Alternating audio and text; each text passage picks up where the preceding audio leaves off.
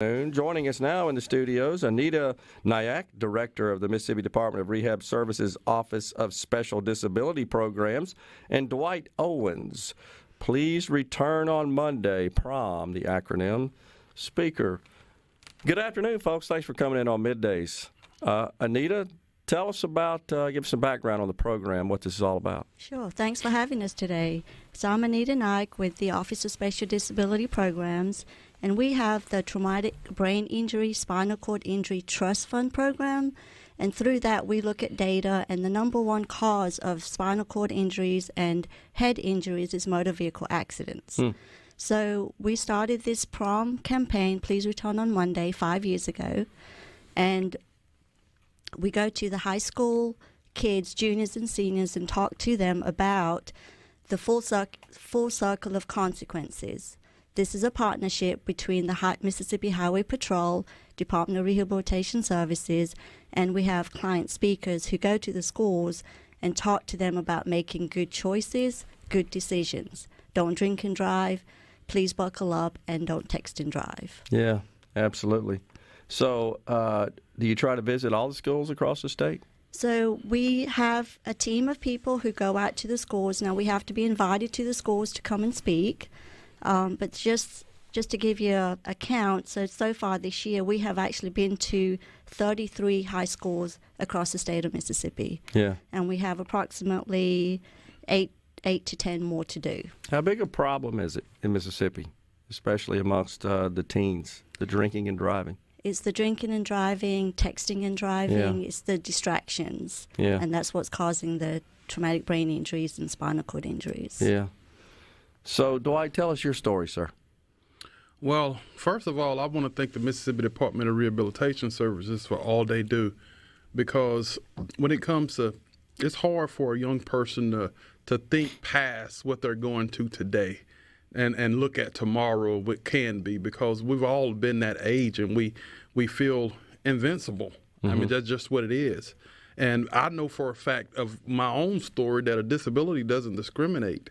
You know, the same as pain. We've all experienced pain, and it doesn't discriminate. Yeah. Disability doesn't care what you look like. It doesn't care who your parents are. It doesn't care how much money you have or what type of car you drive or where you work. It doesn't care anything about the status, so it can happen to anybody.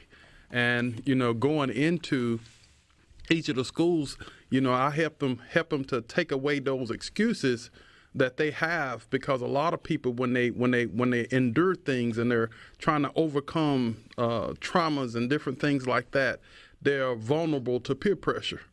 And so when it comes to my own personal story, you know, as a motivational speaker, you know, they say I have a disability. You know, I say differently because those that know me know that there's no dis in my ability. They don't just call me a guy in a wheelchair, they call me a beast. But being a beast means you know who you are. Being a beast means no matter what obstacle comes into your life, you know that you can overcome. But being a beast also means you can make the right decision even when the wrong one is more popular. And on August 5th, 2005, my life changed because I was hit by a drunk driver. On my way to school, I'm a former teacher, math teacher, football coach, and on my way to school, I was rear-ended by a drunk driver clocked at 120 miles an hour. They found my torso on the floor of the car, my legs wrapped around the steering wheel. The only thing holding me together was a seatbelt. And that's important to know because they get to understand that there is power in a choice. Now, my accident happened by somebody that made a choice that they didn't have to make. And so with that incident, I coded instantly, and we know what that means. It means my heart stopped. I was literally dead in that hospital.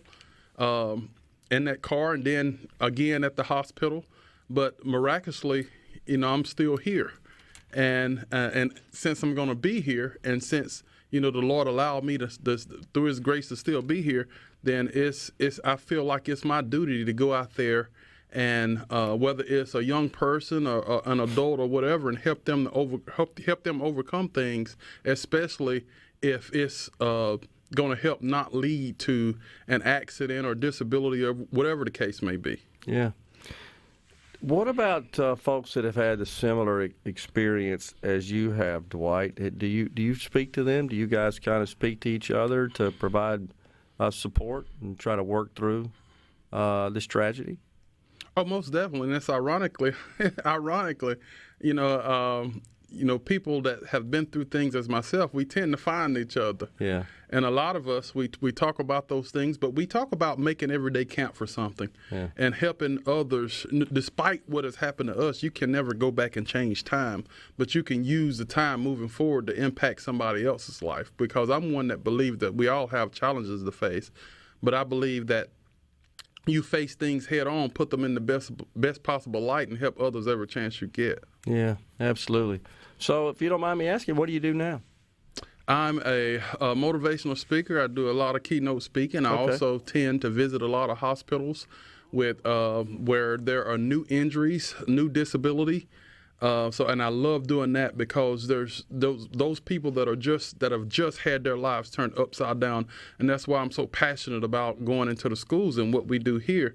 Because when you enter that and something does happen to you, people ask themselves so many questions. Is what do I do now? They worry about being a burden to their family. They worry about finding love. They worry about all these other things, and they want to be out of that situation. So my thing is to go in there and sow a seed of hope, be a beacon of hope.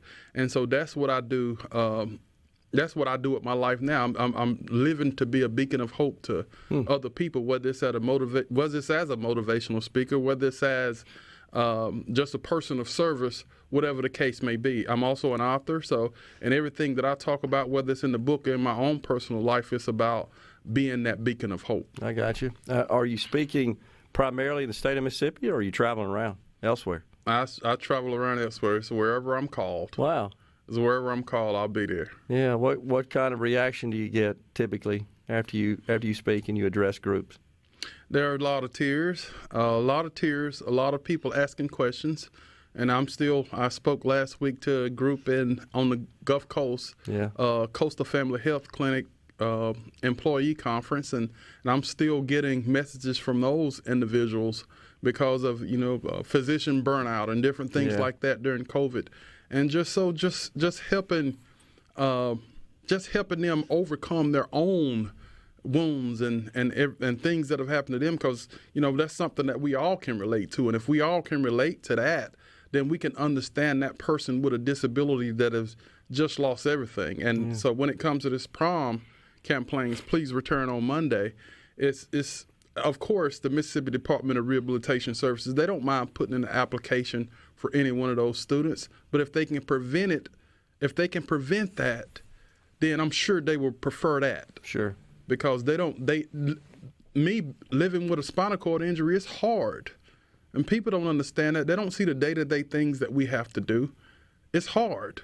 So I don't want anybody else to have to endure that. When I had my accident, I broke all of my ribs. My liver was found lodged into my chest.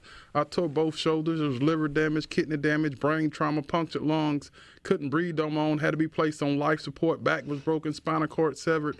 All because of that choice that somebody made that they didn't have to make. So they need to understand that there's power in their choice, because their choices just don't affect them. They affect everybody around them. Yeah, that's a great point. Well, I certainly detect the passion, and I got to believe it's very effective and comes through when you speak. And God bless you for that. Anita, what kind of impact is this having when Dwight makes the rounds and shares his story? And what kind of impact do you see out there in the community, and especially amongst our young people? Right. So, our program is typically about an hour, and so the Highway Patrol officer will speak for about 20 minutes because, they deal with the fatalities. And so we don't want the kids to end up in that situation. Mm-hmm. And then, but to put somebody in center stage, and for that person, such as Dwight, and we have other representatives throughout the state who share their story, it is very impactful. Yeah. It's a reminder that, 1 second, 2 seconds can change your life, can alter your life forever. Yeah. And what's so good about this program is, yes, it's for Please Return on Monday in the same condition you left, but we want the kids to have conversations with other friends, their parents, because this same message can be applied to everyone. I'll leave you guys with this thought, is that it seems to me like a person that gets behind the wheel that is impaired or is distracted, and as you said in your particular case, hurts someone else, in your case permanently, that's a very selfish act. Yes. And what you're doing, honestly, Dwight, it's incredibly unselfish. And that's what comes through to me. So we appreciate that. Thank you. Appreciate you guys coming on. Anita and Dwight, thanks so much. Enjoyed hearing the story, and thanks for all the good work, and you keep at it. Will do. Thanks for having us. God again. bless you guys. Be blessed. We'll be right back here on Midday. Stay with us.